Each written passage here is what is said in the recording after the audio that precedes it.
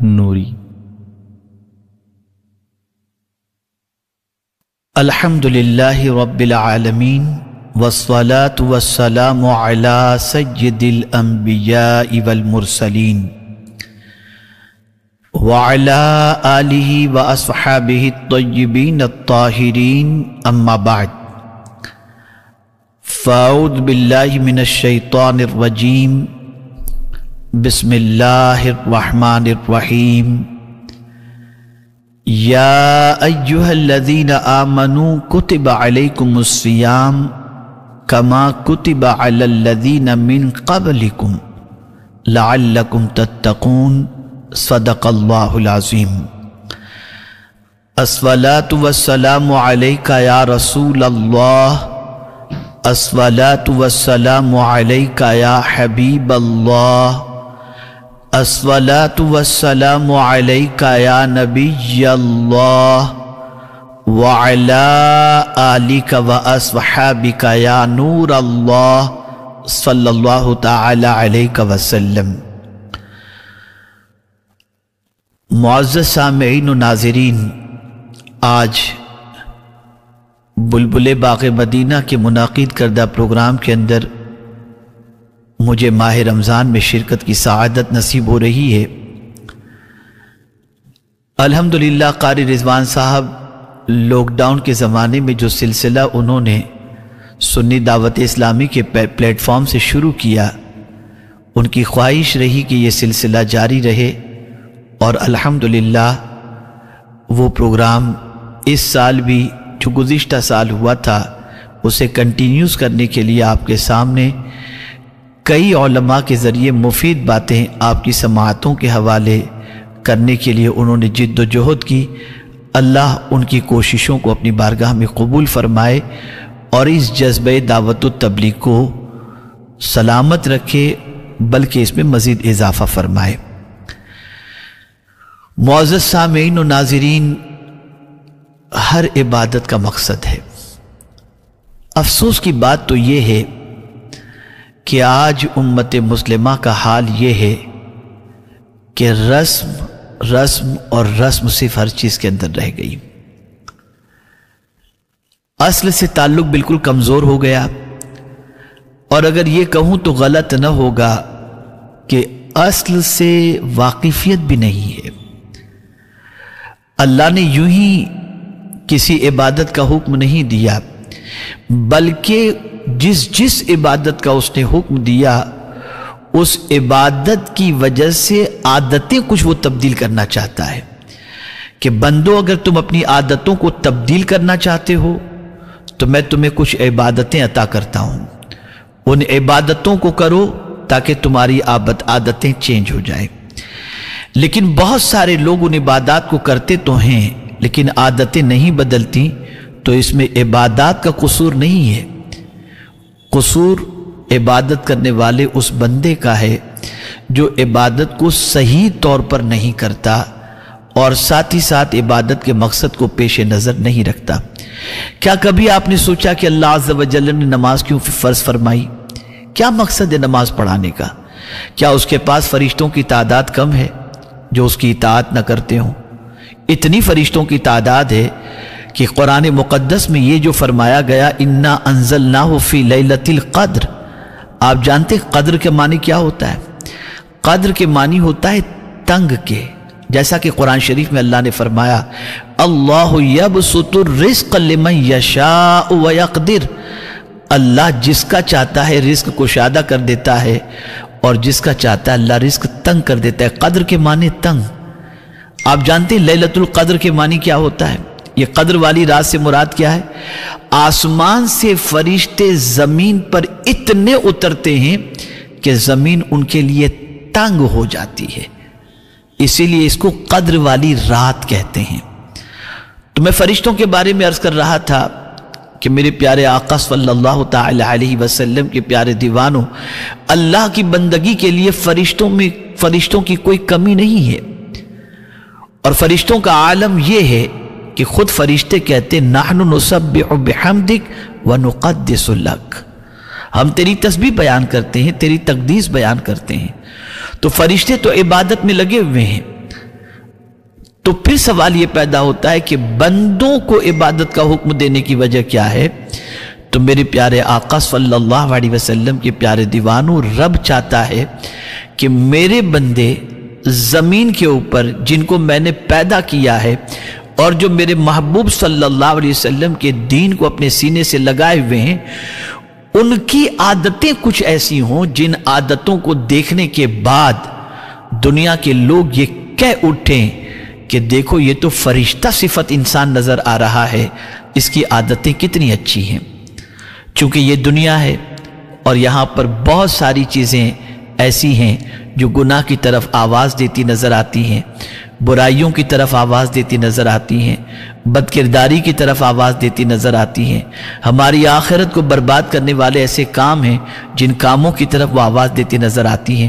تو ہم کیسے بچ سکیں گے اس دنیا کے اندر ان ساری برائیوں سے؟ تو اللہ نے عبادتوں کا حکم دیا تاکہ ان عبادات کے ذریعے ہم اپنی عادتوں کو تبدیل کر سکیں۔ میرے پیارے آقا صلی اللہ تعالی علیہ وسلم کے پیارے دیوانوں، نماز کا مقصد بھی رب نے فرمایا ان الصلاۃ تنہی عن الفحشاء والمنکر، بے حیائی سے روکنے کے لیے اللہ عز و جل نے نماز فرض فرمائی تاکہ نماز بے حیائی اور بری باتوں سے روکتے۔ ظاہر سی بات ہے کہ ایک بندہ 5 وقت کی نماز کا جب پابند ہوگا تو بے حیائی کی وجہ سے اس کا دامن گناہ آلود بھی ہوگا، وہ ناپاک بھی ہوگا، لیکن جب وہ نماز کا عادی بن جائے گا تو دن میں 5 مرتبہ نماز کی وجہ سے وہ اپنے آپ کو بے حیائی سے روک سکے گا۔ اسی طریقے سے روزے کا مقصد، جس آیت کی میں نے تلاوت کی خطبہ مسنونہ کے بعد، اس میں رب نے بیان فرمایا یا ایھا الذین آمنوا، اے ایمان والو۔ اللہ اکبر، انداز خطاب دیکھیں آپ، پیار سے میرا رب فرما رہا ہے اے ایمان والو، اے میرے محبوب صلی اللہ علیہ وسلم کے دیوانوں، کتب علیکم الصیام، تم پر روزے فرض کیے گئے۔ اب یہ روزے فرض اللہ عز و جل نے کیا صرف ہم پر فرمائے؟ تو تسلی کے لیے کہا جا رہا ہے کما کتب علی الذین من قبلکم، جیسے اگلوں پر فرض ہوئے تھے۔ اب ہم اپنے رب سے پوچھتے ہیں کہ مولا تیرے خزانے میں تو کوئی کمی تو ہے نہیں،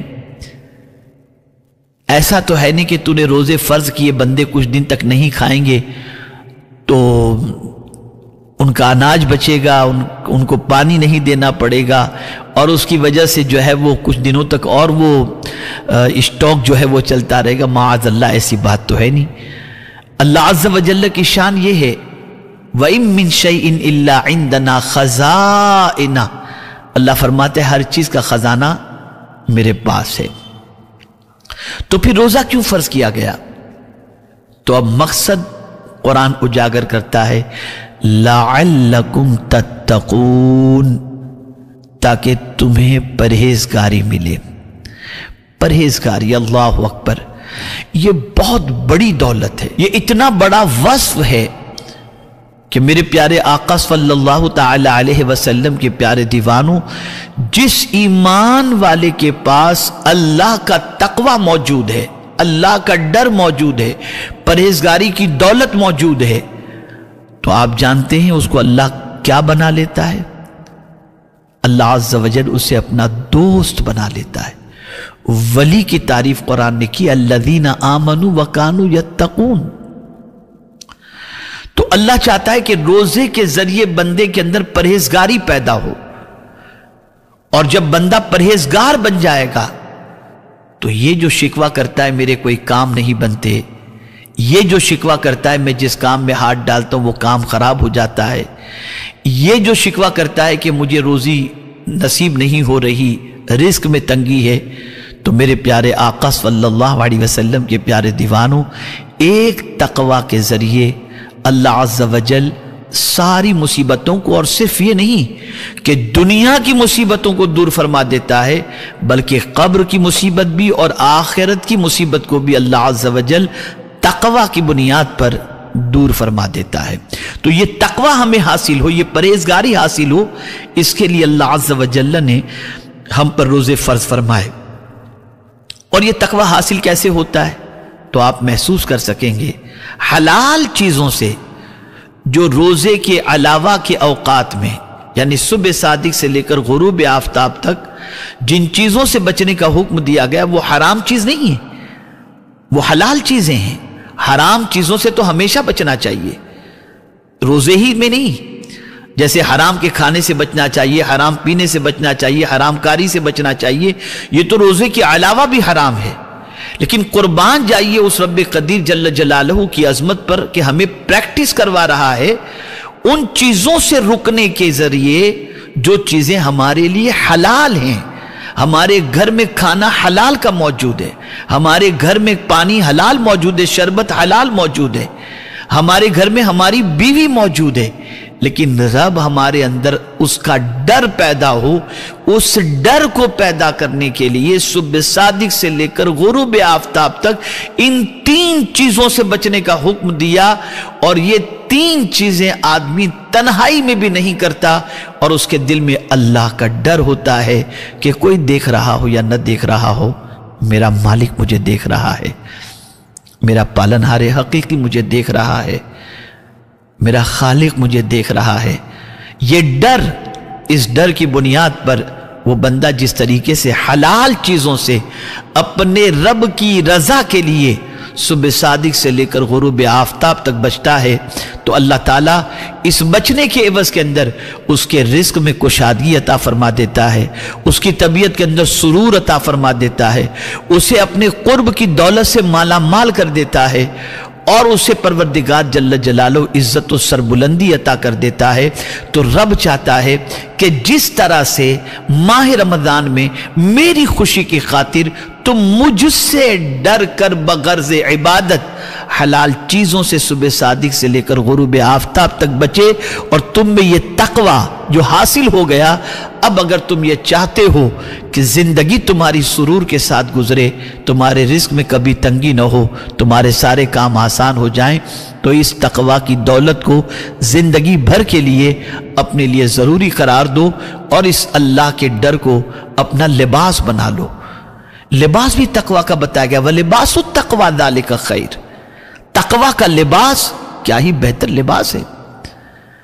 زاد سفر کے بارے میں بھی فرمایا گیا کہ زاد سفر تقوی کو لے کر جاؤ، تقوی بہترین زاد سفر ہے۔ میرے پیارے آقا صلی اللہ تعالی علیہ وسلم کے پیارے دیوانوں، تو ماہ رمضان المبارک کے روزے اس لیے فرض کیے گئے تاکہ پرہیزگاری حاصل ہو، اللہ کا ڈر حاصل ہو۔ ہم اس مقصد کو بھول گئے، اس مقصد کو فراموش کر گئے ہم، اور جب اس مقصد کو فراموش کر گئے تو روزہ رکھتے وقت صبح صادق سے لے کر غروب آفتاب تک یہ خیال تو رہتا ہے کہ کوئی نہیں، اللہ دیکھ رہا ہے، بھلے کوئی نہ دیکھ رہا ہو، لیکن اس کے بعد ہمارے ذہن سے یہ چیز اوجھل ہو جاتی ہے۔ تو اب میں آپ کو وہ باتیں عرض کرنا چاہتا ہوں کہ اگر کوئی بندہ روزے کے بعد تقوی کو اپنی زندگی کا شعار بنا لے اور مقصد روزے کو اگر پالے، یعنی متقی اور پرہیزگار بن جائے، تو اس کا انعام کیا ہے، اس کا فائدہ کیا ہے۔ میں 2 آیتیں آپ کی سماعتوں کے حوالے کرتا ہوں جس سے انشاءاللہ العظیم آپ اچھی طریقے سے سمجھ جائیں گے۔ دنیا کے ہر انسان کی طبیعت کے اندر یہ بات موجود ہے کہ وہ ناکام ہونا پسند نہیں کرتا، وہ کامیابی کو پسند کرتا ہے، اور اسی کامیابی کے لیے وہ نہ جانے کتنے جتن کرتا ہے، کبھی حلال و حرام کی تمیز نہیں کرتا۔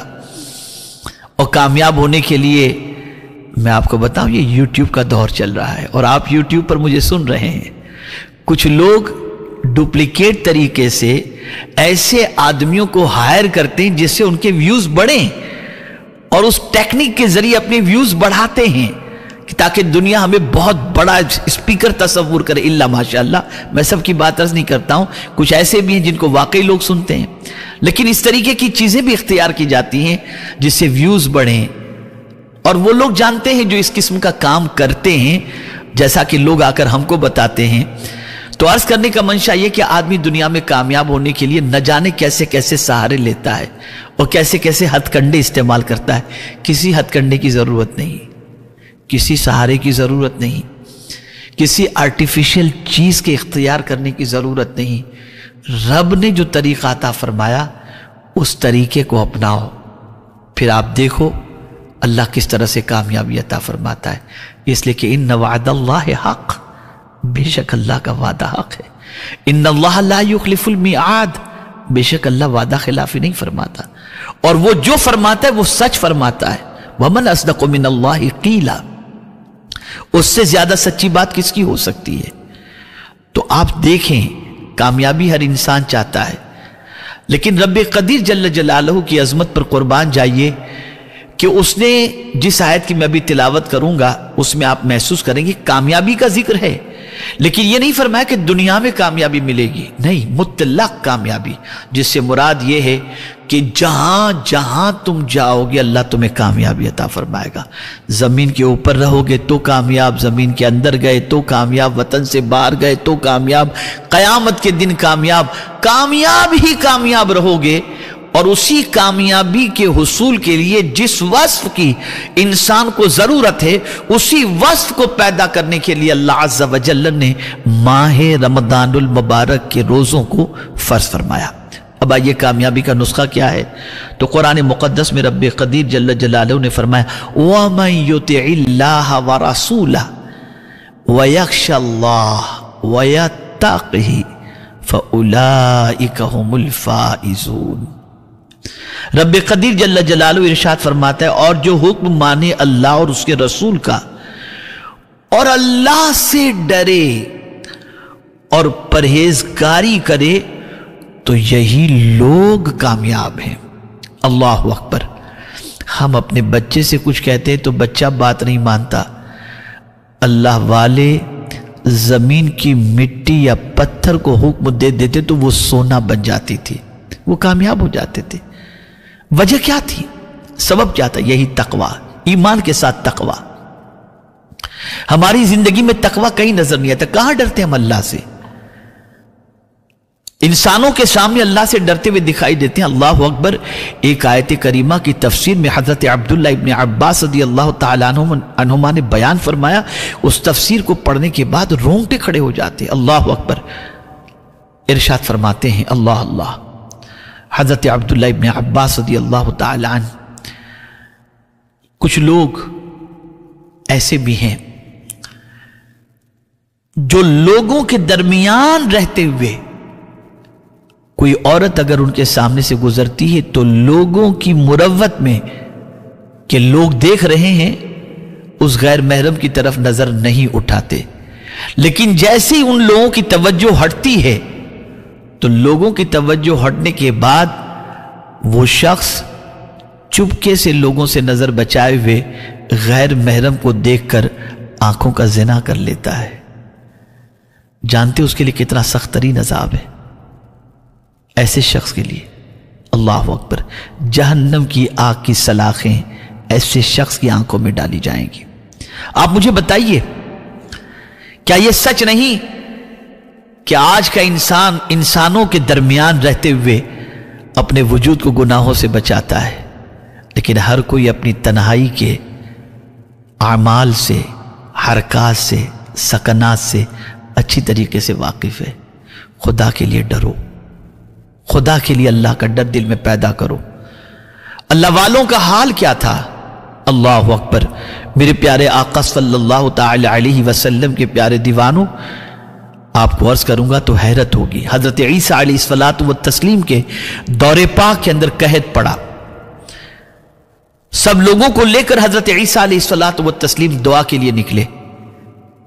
ندا آتی ہے عیسیٰ تمہارے ساتھ آنے والے گنہگار ہیں، سب سے پہلے ان گنہگاروں کو وہاں سے نکالو تاکہ میں باران رحمت نازل کروں۔ حضرت عیسیٰ علیہ الصلوۃ والتسلیم نے ارشاد فرمایا دامن آلودہ لوگ، گناہوں میں ڈوبے ہوئے لوگ اس میدان سے چلے جائیں۔ سب چلے گئے، صرف ایک بندہ جس کی ایک آنکھ نہیں تھی وہ بندہ وہاں پر کھڑا رہا۔ حضرت عیسیٰ علیہ الصلوۃ والتسلیم نے فرمایا کیا تیری زندگی میں تجھ سے کوئی گناہ نہیں ہوا؟ اب جواب سنیے۔ وہ عرض کرتا ہے یا عیسیٰ روح اللہ، ایک بار ایسا ہوا تھا ایک عورت سامنے سے گزری، میری یہ آنکھ جو نکلی ہوئی ہے نا، اس آنکھ نے اس عورت کے پیر کو صرف دیکھ لیا تو میں نے سوچا اب یہ آنکھ کسی کام کی نہیں رہ گئی، میں نے یہ آنکھ نکال کر کے پھینک دی۔ اگر دوسری آنکھ سے بھی یہ غلطی ہوتی میں اسے بھی نکال دیتا، بس یہی مجھ سے ایک گناہ ہوا تھا، تو جس سے گناہ ہوا تھا وہ آنکھ میں نے نکال دی، اور اللہ نے اپنے فضل سے مجھے گناہوں سے بچائے رکھا ہے۔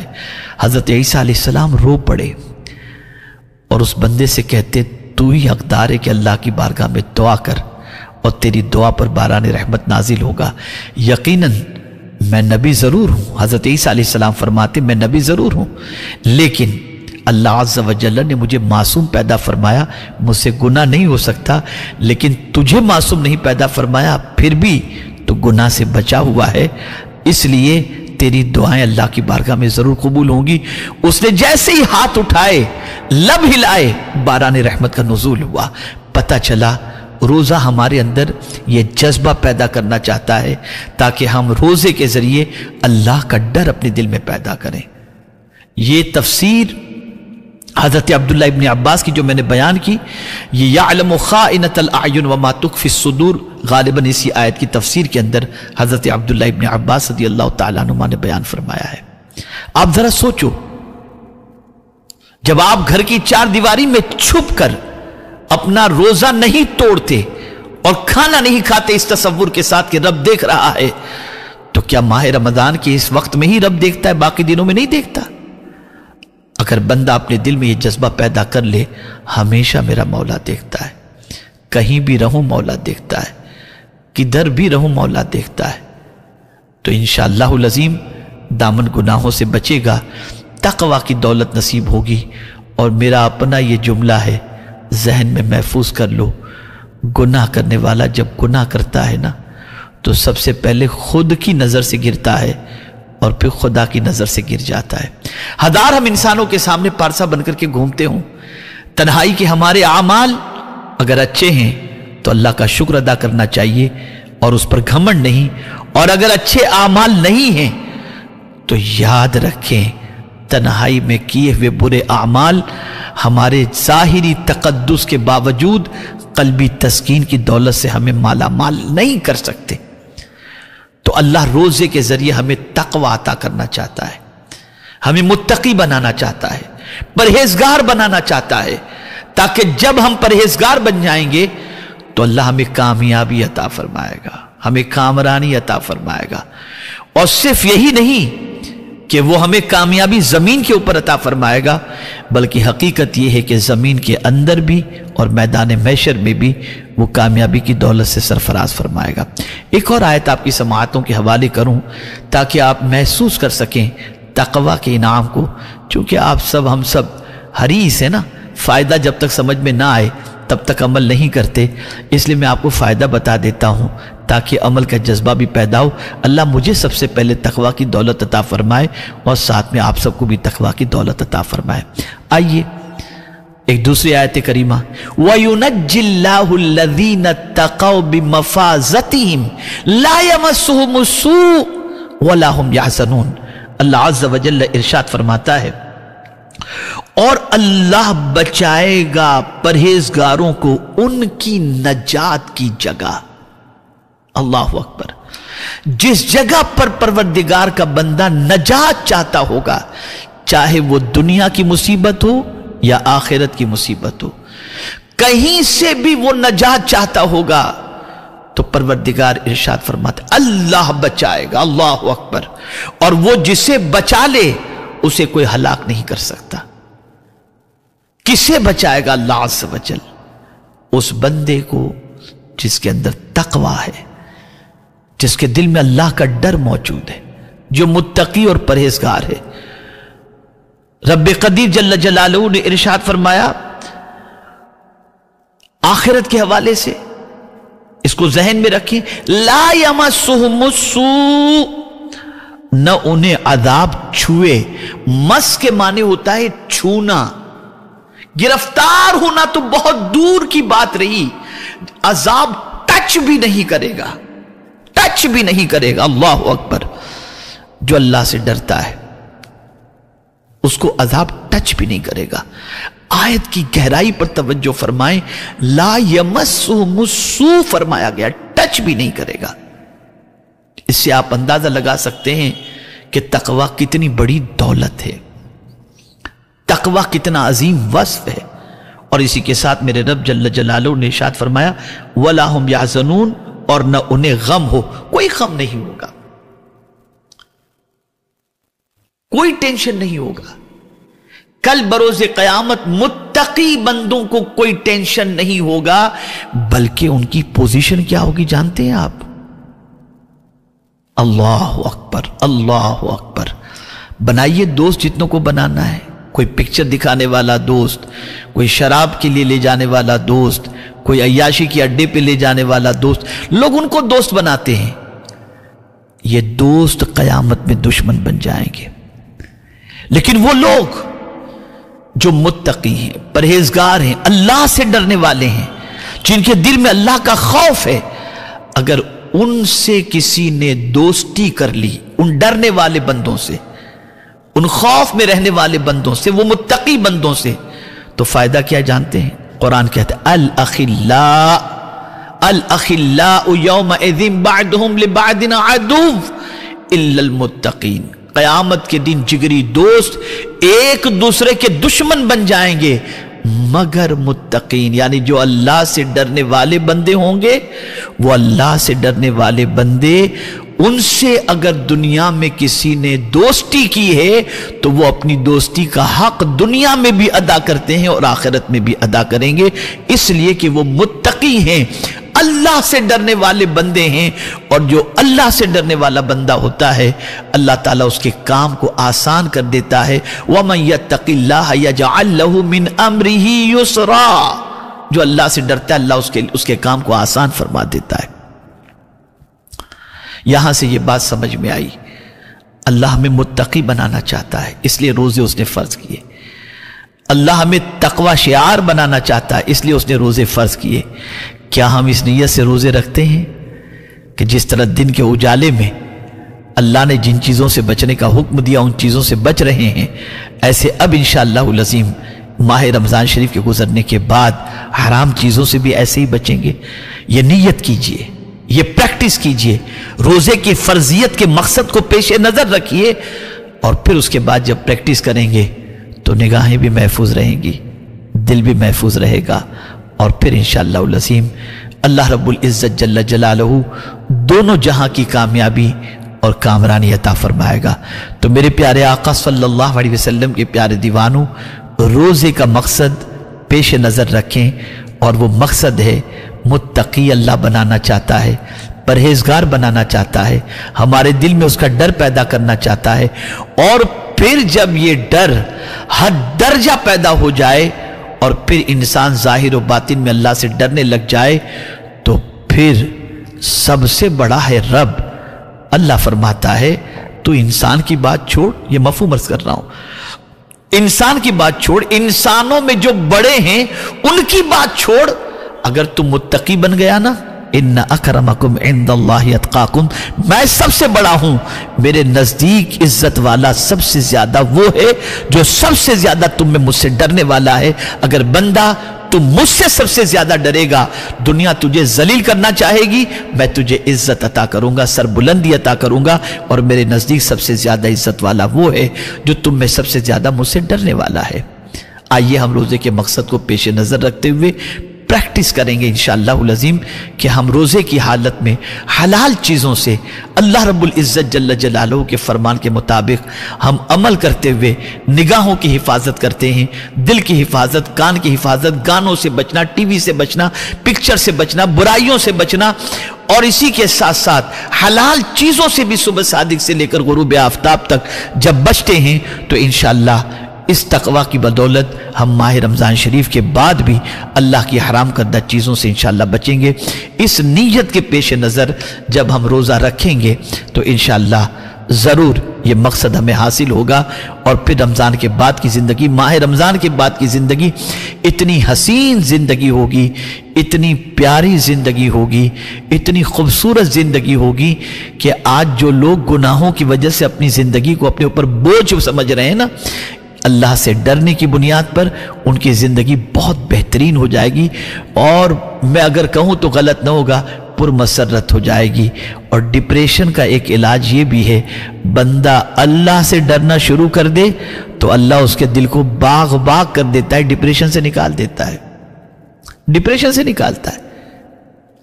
اس لیے کہ جب وہ اللہ سے ڈرے گا اور گناہ نہیں کرے گا، اور جب گناہ نہیں کرے گا تو گناہ نہ کرنے کی بنیاد پر وہ انشاءاللہ العظیم اس کی طبیعت جو ہے وہ بوجھ نہیں بن جائے گی، اور اس کے دل پر گناہ کے دھبے نہیں لگیں گے، تو اللہ تعالیٰ اس سے ڈرنے کی بنیاد پر اس کے دل کو سکون کی دولت سے مالا مال فرما دے گا۔ زندگی رہی مزید گفتگو پھر کبھی انشاءاللہ العظیم میں عرض کروں گا۔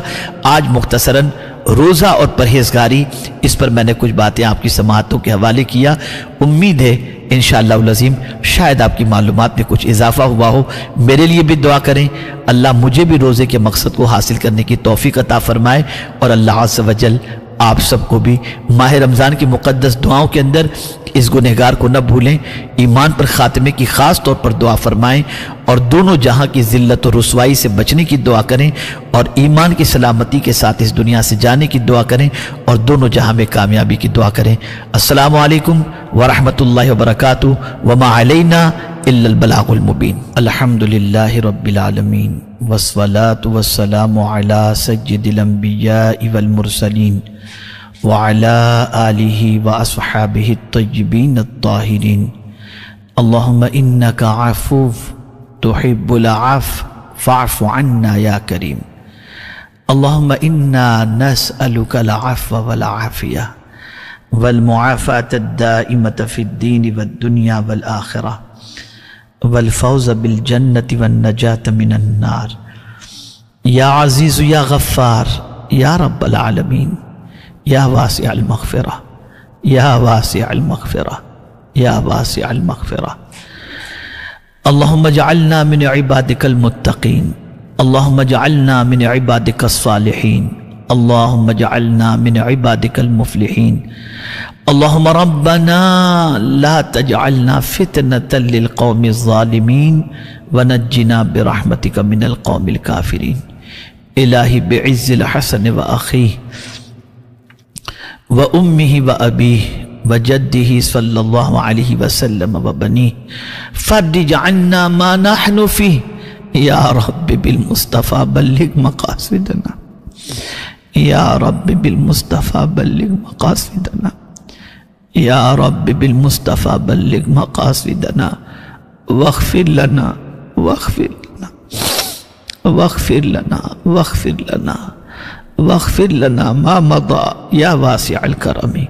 مولاي صل وسلم دائما ابدا على حبيبك خير الخلق كلهم، وصلى الله تعالى على خير خلقه ونور عرشه سيدنا ومولانا محمد وآله وصحبه اجمعين برحمتك۔ مرحبا ماہ رمضان، مرحبا ماہ رمضان۔